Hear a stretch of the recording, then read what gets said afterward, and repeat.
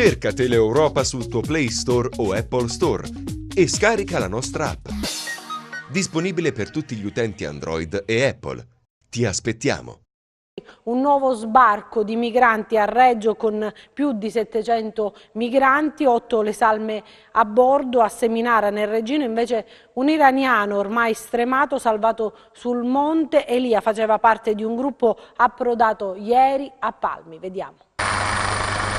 L'elicottero del soccorso alpino sorvola il crinale del Monte Elia. La vegetazione selvaggia dell'altura s'affaccia sul mare di Seminara. Siamo nel Reggino, uno dei paesaggi più belli della Calabria, che si è trasformato in inferno per un profugo iraniano smarrito sulla montagna senza mulattiere, con sterpaie e freddo. Il migrante è stato trovato e recuperato con l'ausilio di un verricello, una macchina che solleva carichi pesanti. L'uomo sospeso nel vuoto fino all'abitacolo del velivolo, le fasi del salvataggio, mentre i vigili del fuoco hanno coordinato le operazioni da terra. L'uomo, privo di forze, non mangiava da 10 giorni, così ha raccontato ai soccorritori. Il migrante in fuga si era inerpicato insieme ad altre 2 persone che sono state rintracciate via terra. I 3 fanno parte di un gruppo di 44 persone sbarcate a Palmi e giunte a Calajanculla,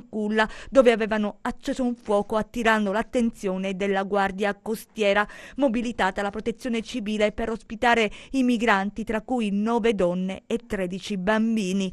Intanto non si fermano gli sbarchi. Stamattina è approdata a Reggio Calabria una nave con 765 migranti, 112 i minori a bordo, tra loro anche 8 salme, 5 donne e 3 uomini morti sognando la terra promessa.